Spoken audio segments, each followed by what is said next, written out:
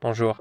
Dans cette vidéo, je vais vous montrer comment déverrouiller votre Honor 6X si vous ne connaissez pas le schéma, le code PIN ou le mot de passe, et aussi si vous ne connaissez pas les identifiants Google.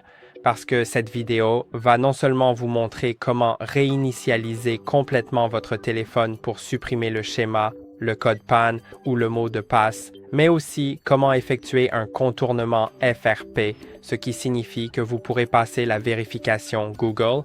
En effet, après avoir réinitialisé votre téléphone, il y aura une vérification Google qui vous demandera les identifiants Google qui étaient précédemment connectés sur le téléphone. Mais si vous ne les avez pas, vous pouvez faire un contournement FRP que je vais vous montrer ici et cela vous aidera à coup sûr.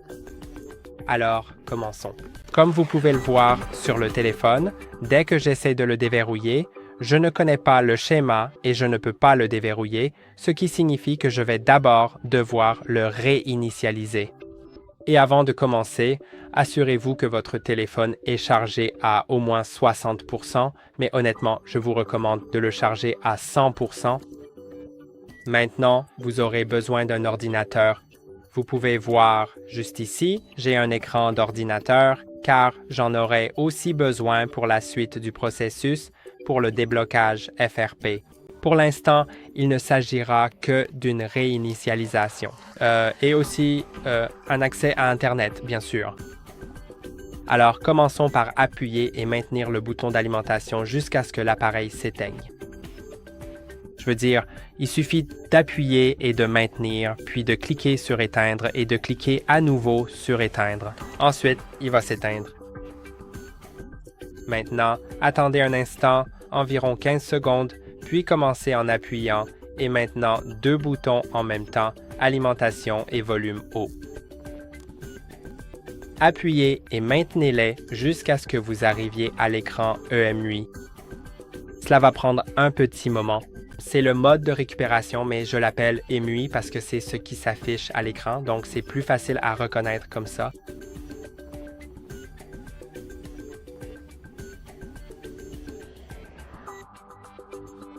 Il suffit de maintenir jusqu'à ce que vous arriviez ici. Maintenant, allez sur Wipe Data Factory Reset. Vous pouvez utiliser les boutons de volume pour naviguer dans le menu vers le haut ou vers le bas, puis appuyez sur le bouton d'alimentation pour valider. Wipe Data Factory Reset, descendez jusqu'à Wipe Data Factory Reset, puis descendez encore jusqu'à Wipe Data and Factory Reset. Maintenant, la réinitialisation d'usine est en cours. Pendant ce processus, nous pouvons aller sur notre site web, notre site hardreset.info. Ce site contient tous les fichiers dont vous aurez besoin pour votre procédure et nous les partageons tous gratuitement, donc je pense que ça vaut le coup. Allez simplement sur hardreset.info, puis allez dans la section téléchargement et maintenant tout d'abord trouvez Huawei P20. Je sais que ce téléphone n'est pas un Huawei P20, mais c'est juste, il se trouve simplement que ces pilotes fonctionnent. Ils ont été testés par notre équipe et tout fonctionne. Vous pouvez simplement le télécharger parce qu'en gros, c'est comme Huawei et Honor, c'est pratiquement la même usine. Donc, vous pouvez cliquer sur télécharger puis cliquer à nouveau sur télécharger. S'il y a une publicité qui apparaît, fermez-la simplement et réessayez. Vous pouvez voir que le téléchargement commence. Maintenant, il me faut autre chose. Nous pouvons rester sur le site hardreset.info. Cherchons ADB. Maintenant, trouvez Mini ADB et Fastboot avec les pilotes. Cliquez sur Télécharger, puis cliquez ici sur Télécharger. Et maintenant, passons à la dernière chose. Nous devons attendre que Cloudflare vérifie que je suis un humain, puis chercher FRP Unlocké car cela sera aussi nécessaire pour le déverrouillage FRP. Récupérez ces trois éléments. Maintenant, allez dans l'explorateur de fichiers, probablement dans le dossier téléchargement ou là où vous les avez téléchargés. Vous pouvez voir que j'ai ces trois éléments ici et ils sont dans des archives, ce qui signifie que pour les décompresser, vous aurez besoin d'un programme comme WinRAR et je pense que WinRAR est le meilleur. vous pouvez l'obtenir. Je ne vais pas vous montrer tout le processus pour obtenir WinRAR. C'est très simple, il suffit de le télécharger depuis winrar.com avec un tiret entre win et rar et vous l'aurez tout simplement. Puis vous pourrez faire un clic droit sur le premier fichier, sélectionner WinRAR, extraire vers et répéter cela avec les autres fichiers. Maintenant, vous pouvez voir que j'ai ces trois-là. D'abord, allons dans le dossier Huawei. Allez dans le dossier Huawei ici et trouvez le programme d'installation du pilote. Double-cliquez dessus et il fera quelque chose en arrière-plan, puis il vous dira que c'est terminé et c'est tout. Aussi, il vaut mieux, au lieu de double-cliquer, je pense qu'il est préférable de faire un clic droit dessus et de choisir « Exécuter en tant qu'administrateur ». Et parce que ça a plus de chances de fonctionner. Maintenant, allez dans Android Fastboot. Et allez dans Android Fastboot. Il y aura 3 fichiers. Téléchargez-les, installez-les tous. Je vais vous montrer seulement celui-ci parce qu'il est un peu plus difficile à installer. Ces fichiers .msi que vous voyez ici, il suffit de cliquer sur Suivant et je les ai déjà installés, donc je n'ai pas envie de le refaire. Ici, avec ce fichier qui a l'icône Android, il vous suffira juste de... Cela va ouvrir cette fenêtre bleue. Tapez I sur votre clavier et appuyez sur Entrée. Ensuite, tapez IQA Entrée, puis encore I et Entrée. Et vous pouvez voir que c'est terminé. Et pourquoi 3 fichiers? Parce que nous l'avons testé et d'après notre expérience, cela fonctionne le mieux si vous avez les 3 fichiers, car de cette façon, ça marche toujours.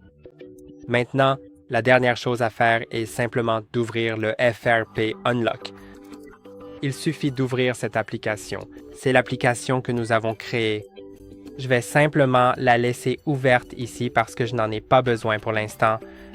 Mais je veux juste qu'elle reste activée et la laisser activée jusqu'à ce que vous ayez terminé tout le processus.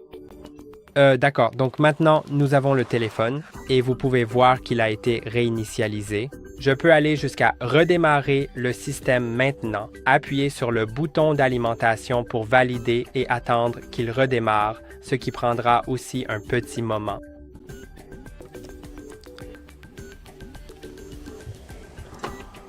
D'accord, donc maintenant, nous en sommes là et ne vous inquiétez pas si cela prend beaucoup de temps.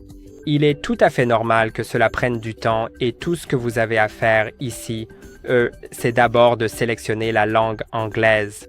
Assurez-vous que c'est l'anglais, sinon cela pourrait ne pas fonctionner. Nous l'avons testé en anglais et c'était le mieux. Puis cliquez sur Passer, acceptez les conditions et cliquez sur Suivant. Ensuite, connectez-vous à un réseau Wi-Fi.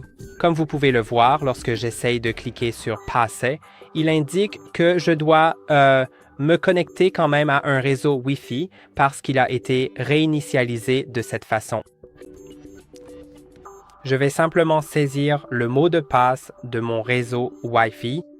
Connectons-nous, puis cliquez sur « Suivant ». Et maintenant, il va falloir attendre un instant et le chargement va commencer. Cela peut prendre un certain temps à charger car il doit charger la vérification du compte Google, celui pour lequel nous ne connaissons pas les identifiants. Donc, il va simplement falloir patienter. Et cela peut aussi prendre un moment. Vous avez peut-être déjà remarqué que ce processus demande pas mal de patience, mais en réalité, c'est déjà fait. Et ici, une fois que vous êtes là, il suffit de revenir en arrière, encore et encore, jusqu'à revenir à l'écran principal. Maintenant, allez sur Appel d'urgence et tapez ce code secret. Étoile, dièse, 2, 6, 4, 8, 2, 8, 4, 6, pardon, c'est étoile, dièse, 2, 8, 4, 6, 5, 7, 9, dièse, étoile. Cela ouvre le menu Projet. Allez dans Paramètres d'arrière-plan. Allez d'abord dans Paramètres du port USB, assurez-vous qu'il est réglé sur Mode Google, puis cliquez sur Firmware. Ensuite, allez dans Paramètres Log et assurez-vous que c'est réglé sur AP Log Only, puis fermez. Maintenant, revenez en arrière, revenez, annulez, puis redémarrez le téléphone en maintenant le bouton d'alimentation enfoncé, puis en cliquant sur Redémarrer. Touchez pour redémarrer à nouveau et attendez un instant.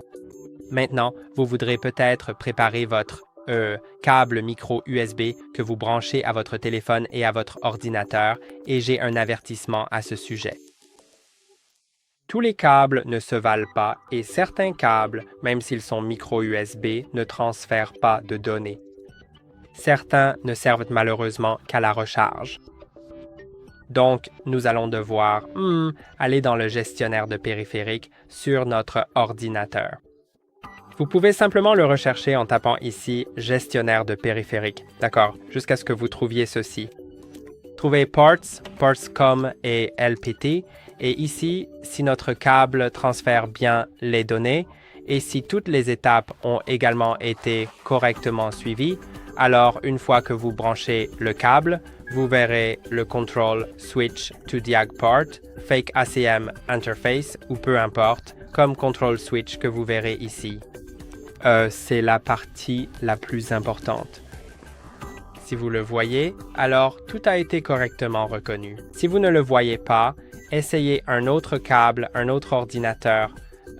Essayez de mettre à jour les pilotes USB de votre ordinateur dans les paramètres de Windows Update ou faites quelque chose, comme peut-être recommencer tout le processus malheureusement. Et on peut voir qu'aucun appareil n'est encore détecté parce que nous n'avons pas eu d'alerte ici, ce que nous aurions dû avoir. Revenons donc à l'appel d'urgence et saisissons à nouveau ce code secret astérisque dièse 2 8 4 6 5 7 9 dièse astérisque paramètre d'arrière-plan. Paramètre du port USB. Mode Google. Firmware. Paramètre log. Journal AP. Firmware. Retourner. Retourner. Annuler. Redémarrez ensuite le téléphone. Vous pouvez voir que cela a changé ici. Si c'est le cas, alors c'est parfait. Appuyez longuement sur le bouton d'alimentation. Redémarrer. Redémarrez à nouveau votre appareil et attendez patiemment que le téléphone redémarre complètement. Cette fois-ci, je m'attends à voir une alerte importante apparaître en bas de l'écran qui me demandera spécifiquement si j'accepte la connexion ADB, qui est en fait une sorte de communication essentielle et sécurisée entre mon ordinateur personnel et le téléphone mobile. Donc, cette communication est nécessaire pour que notre outil de déverrouillage FRP fonctionne.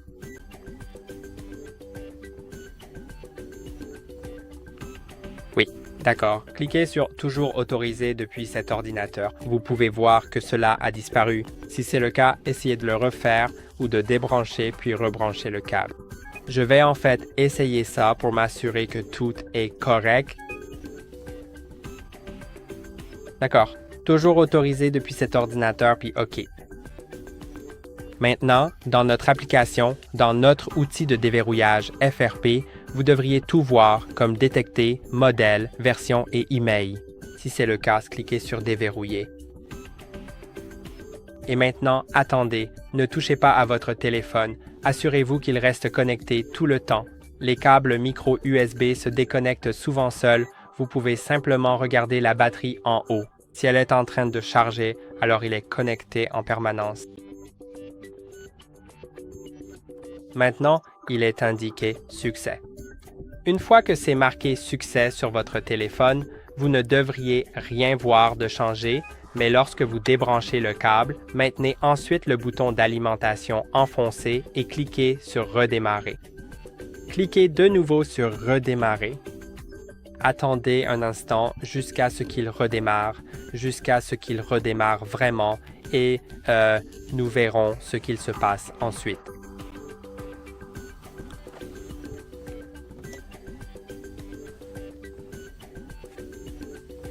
D'accord. Après le redémarrage, nous sommes sur l'écran d'accueil. Donc, c'est pratiquement terminé. Si vous n'êtes pas arrivé sur l'écran d'accueil après le redémarrage, c'est très probablement parce que soit vous n'avez pas débranché le câble, soit vous avez cliqué sur quelque chose après que l'application ait affiché succès avant le redémarrage. Vous avez en quelque sorte poursuivi les étapes de la configuration et cela vous obligera simplement à rebrancher le câble, à cliquer sur aller dans l'application, notre application de déverrouillage FRP et à déverrouiller de nouveau tout simplement. Et ensuite, vous pourrez être ici. Ce que je recommanderais à la fin, c'est d'aller dans les paramètres et de réinitialiser votre téléphone via les paramètres, juste pour éviter d'éventuels problèmes supplémentaires. Il n'y a aucun problème garanti, mais pour être encore plus sûr que votre téléphone ne se verrouillera pas après un certain temps, allez simplement dans les paramètres, puis dans Paramètres avancés, allez dans Sauvegarde et réinitialisation, puis dans Réinitialisation des données d'usine, réinitialiser le téléphone, et cela. Attendons que la réinitialisation soit terminée. D'accord, cliquons à nouveau là-dessus. Une fois que le téléphone est réinitialisé, vous pourrez le configurer comme un nouvel appareil sans aucun verrouillage FRP. J'espère que cette vidéo vous a été utile. N'oubliez surtout pas de liker cette vidéo et de vous abonner à notre chaîne et nous nous retrouverons avec grand plaisir dans la prochaine vidéo qui sera bientôt disponible.